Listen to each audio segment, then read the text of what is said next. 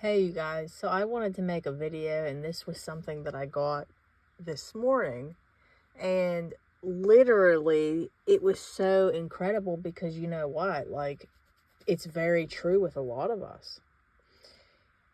If we trust more what our husband or wife does, good or bad, that's literally, you're idolizing them again. You don't mean to, but you are. So what I mean is like, say your husband or your wife says to you, I don't want you anymore. I want a divorce. You know, I have another woman or man, whatever the case is, or they're mean to you, and you get in that state of doubt. That right there is showing God. Again, you trust more what they say and do over what he says. I'm telling you guys, this right here should set you free. We have to trust him over what we are seeing. It's easier said than done, but you will get to that place. It just takes time. You have to keep your eyes on Jesus. You have to make sure, despite of what you're seeing, you're keeping your eyes on him. Again, like Peter walking on the water. When he kept his eyes on Jesus, he was walking on the water. When he decided to look up at the storm, the lightning, and what was going on around him, he sunk. Same thing. So I really hope that this right here is going to penetrate to a lot of you, because this is something I get all the time in sessions, is you keep telling me what your husband's doing, your wife is doing, and what they're not doing. Again, this journey has very little to do with them, and it has everything to do with us. Something is breaking through you. Okay? So there's levels to this journey. Now, I don't expect anybody just going into this to just jump into that stage right away.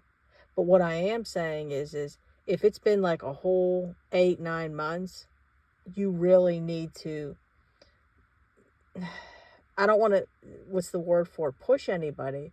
But if it's been like 8 or 9 months now, it's time to get up and dust yourself off. It's time. Because I'm telling you, don't let your journey turn longer than what it has to be. Don't be the Israelites. Don't be, people that turn their journey into way longer. Now, again, no time is wasted, because we're always going to learn from this. Like, we're always going to learn. No time is wasted. But what I am saying is it doesn't have to be that way. It does not have to be that way. So I hope that this word helped you guys.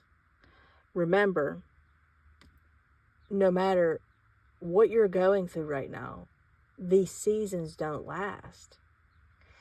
Eventually it's going to break, but you have to go through it.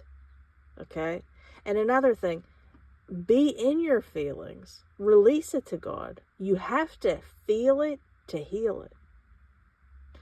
So I really hope that is going to help somebody too, because you don't want to pretend that you're not feeling these things. You want to feel it, because you can't heal until you feel it.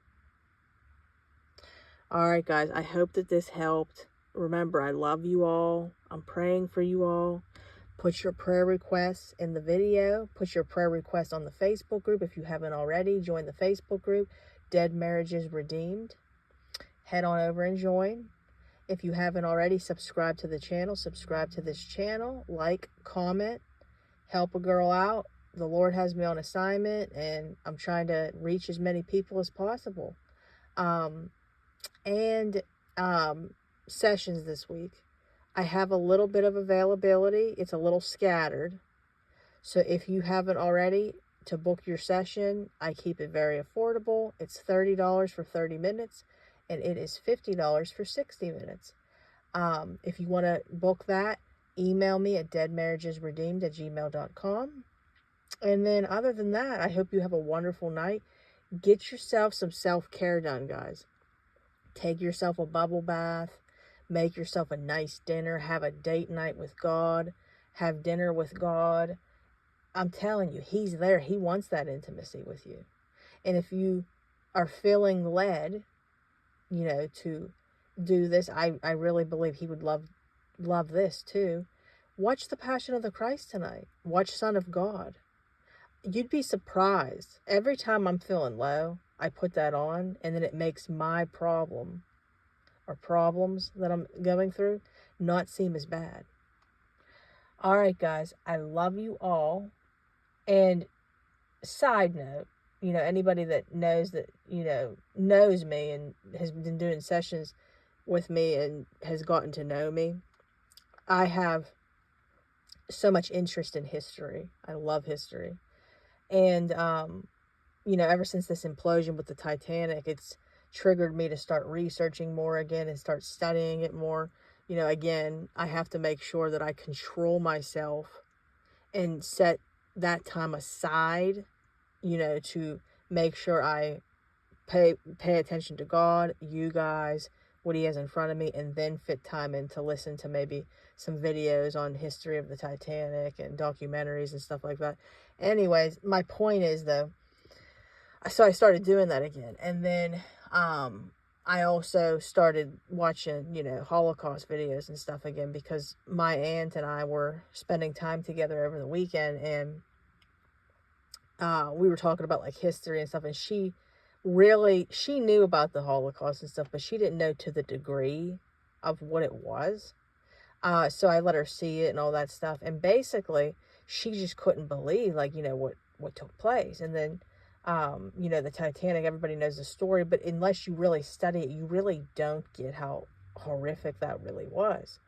But moral to the story, I was telling my mom today that, because she's really going through it really bad, and I told her, I said, listen, now this is not to upset anybody, so please don't think that, but if all of you, me, my mom, all of us, with whatever we're going through, was put on that Titanic or put into the Holocaust.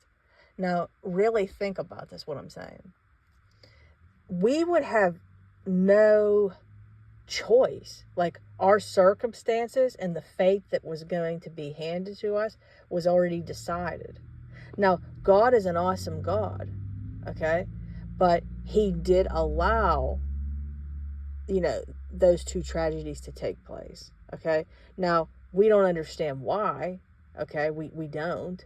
In Ecclesiastics, it goes on to say we'll never understand. And God is not responsible for these tragedies. That's what we have to understand. But what I want to say is those people that were faced with such tragedies in both scenarios, they could have sat there and they could have start panicking, or they could have just accepted their cross the way Jesus accepted their cross and just keep, going through. And when you look at some of these survivors or people that didn't survive, well, it's really the survivor testimonies and stuff of this stuff.